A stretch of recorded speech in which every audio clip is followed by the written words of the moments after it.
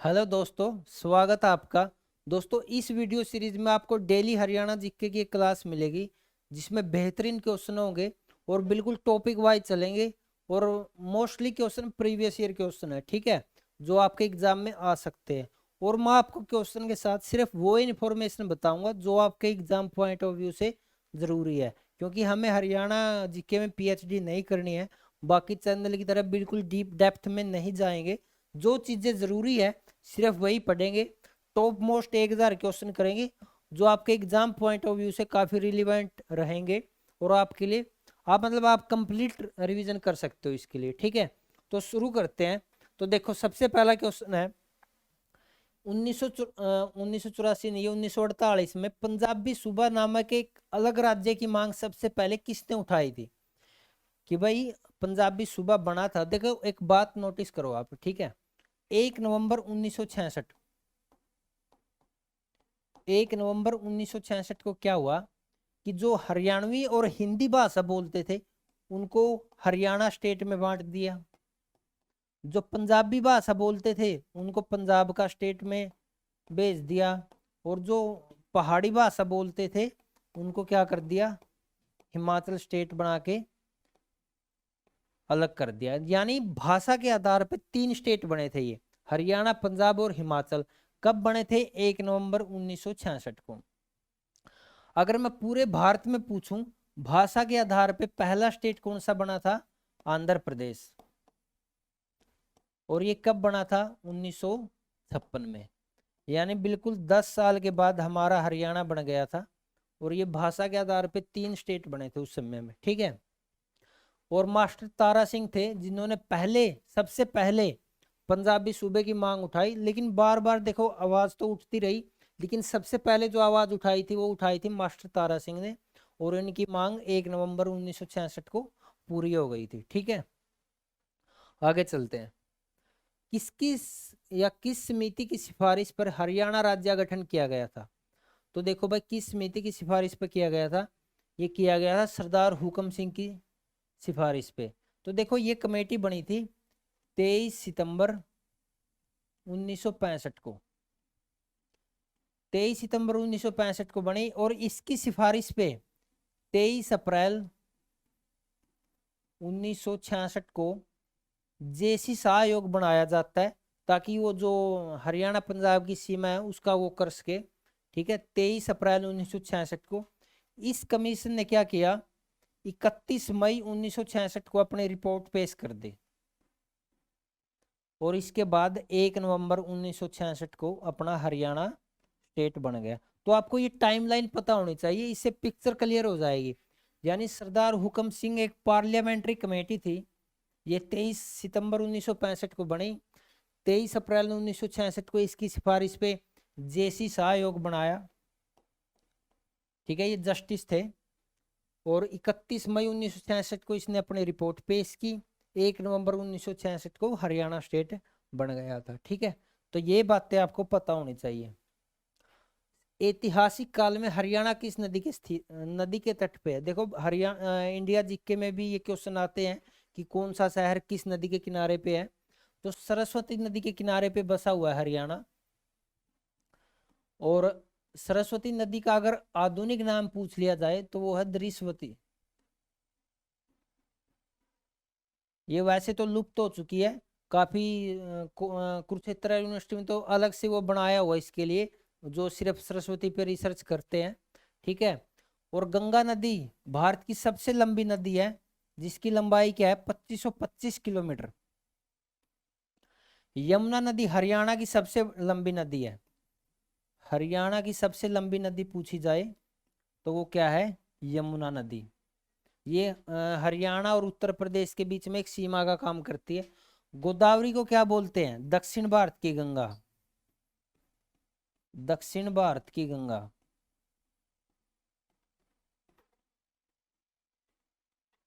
ठीक है। तो ये पॉइंट थे जो आपको याद होने चाहिए। और यमुना की लेंथ पूछ ली जाए तो 1371 के किलोमीटर बोल सकते हो आप। आगे चलते हैं। भौगोलिक रूप से हरियाणा राज्य ने भारत के कुल क्षेत्र का कितने प्रतिशत भूभाग कवर किया है? देखो जो हरियाणा ना, हरियाणा का एरिया कितना है, 44,212 स्क्वायर किलोमीटर। और इंडिया का पूछा जाए, भारत का पूछा जाए, तो वो है 32.8 लाख स्क्वायर किलोमीटर। ठीक है। अब इसने क्या पूछा कि हरियाणा का एरिया भारत का कितने प्रतिशत है, तो आप परसेंटेज निकाल सकते हो। 44,212 को 32.8 लाख से भाग कर देना, आपको लगभग 1.34 से थोड़ा ज्यादा मिलेगा, 37 के करीब मिलेगा। ठीक है, परसेंटेज में। तो इसने यही पूछा था, 1.37 को इसने राउंड फिगर करके 1.4% कर दिया। ठीक है, तो इसका जवाब क्या था, 1.4%। अगर एरिया के हिसाब से हरियाणा की रैंक पूछी जाए तो वो है 20वीं रैंक। ठीक है, आगे चलते हैं भाई। महाभारत में हरियाणा का नाम क्या था, तो आपको ये बताना था। देखो काफी नाम थे हरियाणा के, तो महाभारत में जो नाम था वो आपको याद रखना, वो है बहुधान्यक। याद रखना आसान है। महा का शब्द भी वही है कि भाई कोई बड़ी चीज के बारे में बात हो रही है। और बहु का मतलब क्या है, बहु का मतलब भी भाई बहुत बड़ी संख्या में। तो ये दोनों मिलते जुलते नाम है। तो बहुधान्यक नाम था महाभारत काल में हरियाणा का। हरियाणा राज्य से 300 मील उत्तर में स्थित है। 300 मील, एक मील में लगभग 1.6 किलोमीटर होते हैं शायद। और देखो इसका आंसर है कर्क रेखा। कर्क रेखा इंडिया के, भारत के 8 स्टेट से गुजरती है। यानी 8 स्टेट ऐसे जहां से कर्क रेखा पास होती है। और ये कैसे याद रखेंगे आप, मित्र पर गमछा झाड़। ठीक है, तो ये इस ट्रिक से आप याद रख सकते हो। मी से मिजोरम, त्रै से त्रिपुरा, पै से पश्चिम बंगाल,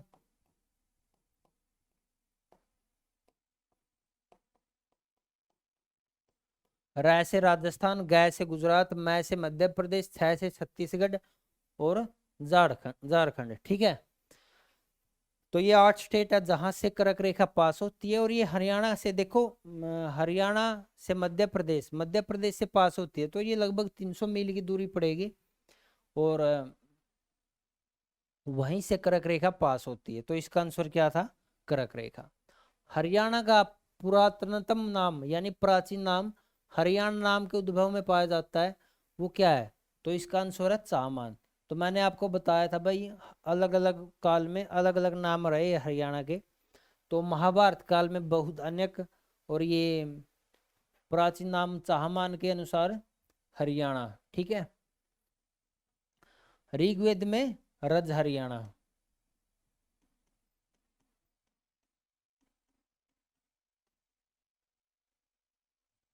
हरियाणा में कितने वायुसेना स्टेशन है, कि हरियाणा में कितने। देखो एक क्वेश्चन ये बार बार पूछा जाता है कि भारत में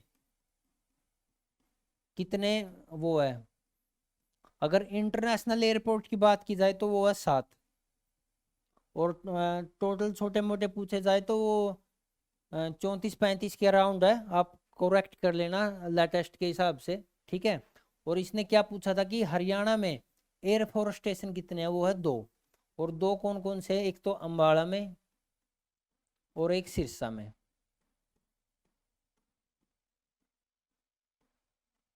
दो ये आपको याद होने चाहिए। ठीक है, भाषा के आधार पर पंजाब में से किन राज्यों का निर्माण किया गया।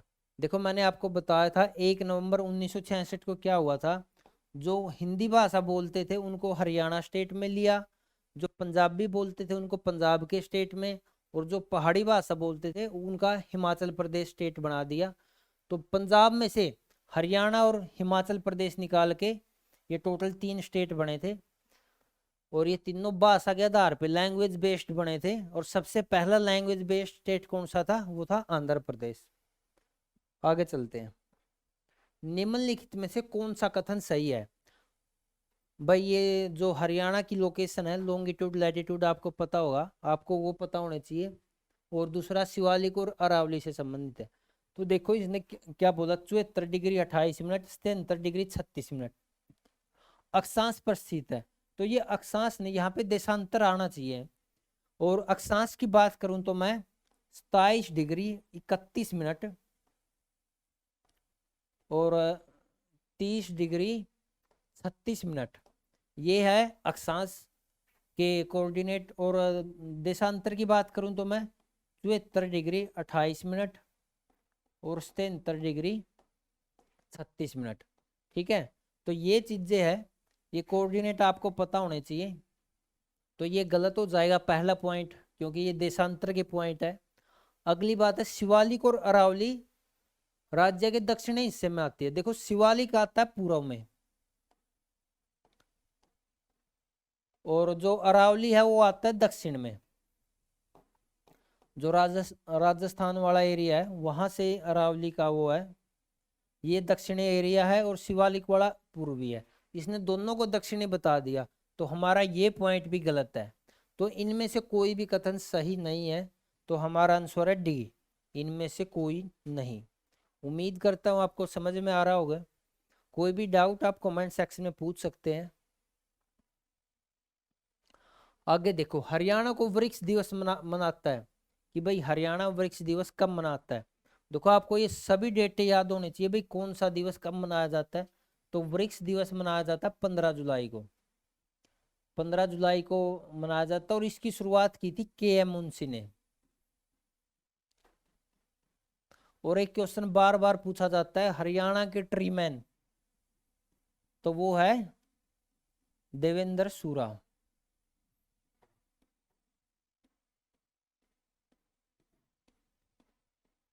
तो ये क्वेश्चन आपको पता होना चाहिए। वृक्ष दिवस मनाया जाता 15 जुलाई को, शुरुआत की थी के.एम. मुंशी ने। हरियाणा के ट्री मैन से नाम से फेमस है देवेंद्र सूरा। ठीक है, देश की कुल भूमि क्षेत्रफल में हरियाणा का हिस्सा है। ठीक है, मैंने आपको बताया था हरियाणा का एरिया 44,212 है, इंडिया का 32.8 लाख वर्ग किलोमीटर है। दोनों की परसेंटेज निकालेंगे 1.34% आएगी। तो इसमें आंसर क्या था, ए। और रैंक की बात करूं तो मैं एरिया के हिसाब से 20वीं रैंक है हरियाणा की। ठीक है, सीमा आयोग का गठन कब हुआ, जब पंजाब और हरियाणा को अलग करने का निर्णय लिया गया। ठीक है, तो देखो सीमा आयोग बनाया था जिसने हरियाणा और पंजाब की सीमा का निर्धारण किया था कि भाई कहाँ से कहाँ तक हरियाणा की सीमा और कहाँ तक पंजाब की है। तो वो हुआ था अक्टूबर 1965 में। ठीक है, मैंने इसकी पीछे की हिस्ट्री बता दी थी आपको, पीछे आप देख सकते हो। निम्नलिखित में से कौन सा अति प्राचीन नगर नहीं है, कि यानी अति प्राचीन नगर नहीं है कहने का मतलब क्या, नया कौन सा है। देखो रोहतक, रोहतक का जिक्र महाभारत में मिलता है, तो ये तो प्राचीन है, आप डेफिनेटली बोल सकते हो। सोनीपत सवर्णप्रस्थ बोला जाता है जिसको, प्राचीन नाम क्या था, सवर्णप्रस्थ। ये भी काफी प्राचीन नगरी है। अग्रोवा महाराजा अग्रसेन की राजधानी रहा है ये, महाराजा अग्रसेन। तो पंचकुला है, देखो पंचकुला 1995 में बना, इसकी कोई प्राचीन वो नहीं है। इन नगरों के कंपैरिजन में ये नया है। ठीक है, तो हमारा आंसर क्या था इसमें, पंचकुला। पंचकुला, चंडीगढ़ और मोहाली, तीनों को मिला के क्या बोलते हैं, ट्राई सिटी।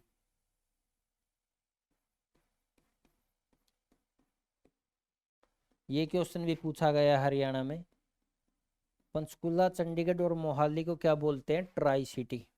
ठीक है, आगे चलते हैं। भारत में मध्याह्न भोजन विद्यालयों में शुरू करने वाला पहला राज्य है, यानी जो मिड डे मील योजना थी शुरू करने वाला फर्स्ट स्टेट कौन सा है।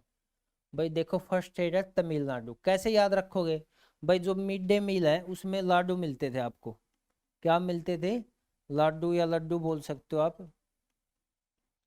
तो वो शुरू किया था तमिलनाडु ने। ठीक है, और ये कब शुरू हुई थी, आपको कमेंट सेक्शन में इसका वर्ष बताना है कि भाई जो मिड डे मील योजना है वो कब स्टार्ट की गई थी। पहला स्टेट मैंने आपको बता दिया, वो है तमिलनाडु। हरियाणा शुरू करने वाला पहला राज्य है कि भाई इनमें से कौन सी चीज है जो हरियाणा ने पहले शुरू की। तो ऑप्शन है उपग्रह। तो देखो उपग्रह तो हो नहीं सकता, कि भाई ये नहीं है कि हरियाणा उपग्रह ही हरियाणा ने भेजा बाहर से पहले, ऐसा तो नहीं है। आर्यभट्ट बिल्कुल वो है। देखो ये है महिला पुलिस स्वयं सेवक, तो इसका राइट आंसर यही आएगा, महिला पुलिस स्वयं सेवक। और इसका जो पायलट प्रोजेक्ट था वो शुरू किया गया था महेंद्रगढ़, महेंद्रगढ़ और एक करनाल है शायद, ये दोनों डिस्ट्रिक्ट से इसका पायलट प्रोजेक्ट शुरू किया था। तो इसकी शुरुआत करने वाला हरियाणा पहला स्टेट था। ठीक है। हरियाणा को खालिस्तान कहा जाता है, क्या कहा जाता है? मंदिरों की भूमि। देखो ऐसा तो कुछ नहीं है कि, लेकिन भिवानी में अच्छे खासे मंदिर है, भिवानी को छोटी काशी कहा जाता है।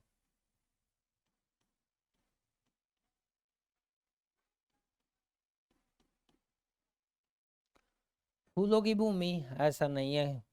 भारत की गेहूं की टोकरी, हाँ बिल्कुल, इसको ब्रेड बास्केट बोला जाता है। हरियाणा में गेहूं का उत्पादन है वो लगभग 9% है। यानी अगर पूरे इंडिया की बात करूं तो 100 क्विंटल गेहूं होता तो उसमें से 9 क्विंटल हरियाणा से जाता है, यानी 9%। हरियाणा के टोटल उत्पादन का 9% हरियाणा में उत्पादन होता है। इसलिए इसको भारत की गेहूं की टोकरी या ब्रेड बास्केट बोला जाता है। ठीक है। रोहतक में सोरी बाजार एशिया का दूसरा सबसे बड़ा क्या है? रोहतक वाले तो जानते होंगे, जो सोरी मार्केट है वो कपड़े की बहुत बड़ी मार्केट है।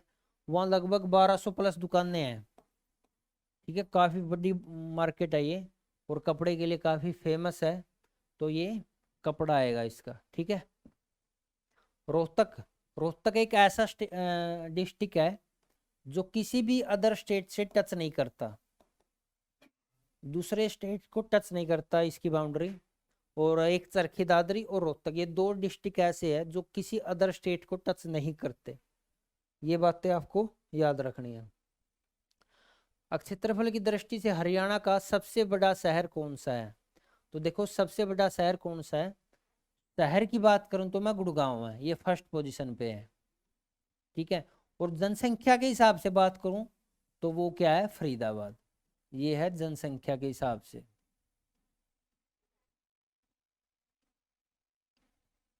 ठीक है।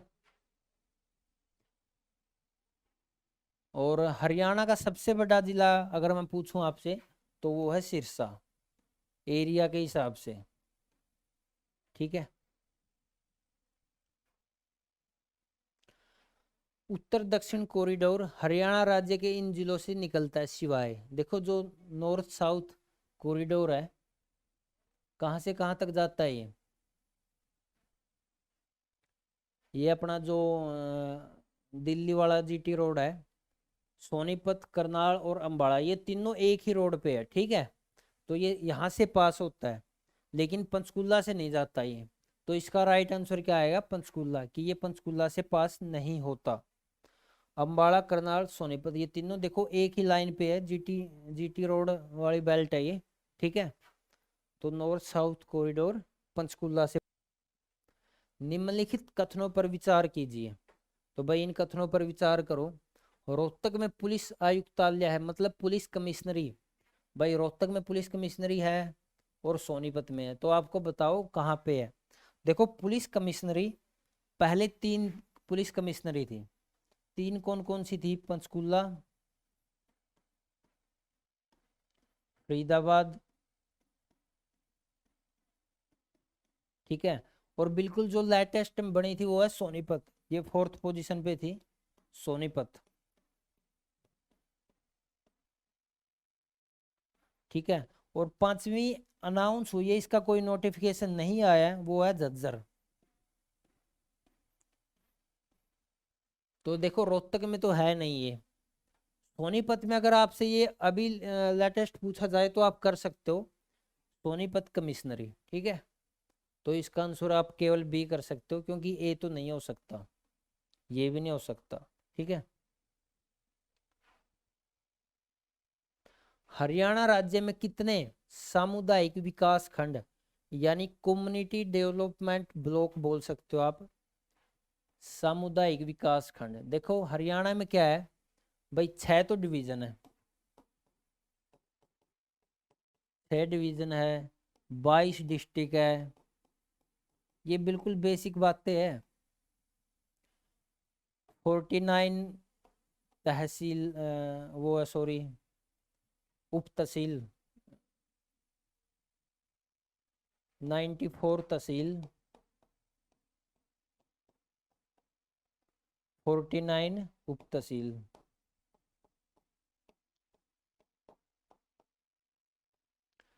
और ये सामुदायिक विकास खंड है, ये 140 है, यानी 130 से 140 वाली सीरीज पे आपने टिक करना था। ठीक है, तो ये बिल्कुल बेसिक बात है, ये आपको पता होनी चाहिए। निम्नलिखित कथनों पर विचार कीजिए। हरियाणा में 8 प्रशासनिक भूभाग है।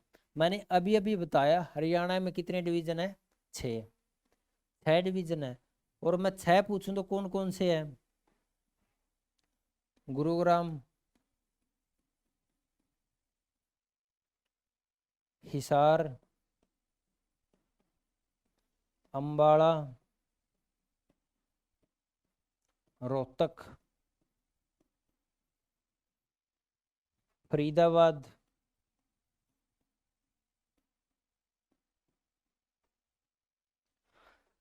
गुरुग्राम, हिसार, अंबाला, रोहतक, फरीदाबाद, करनाल।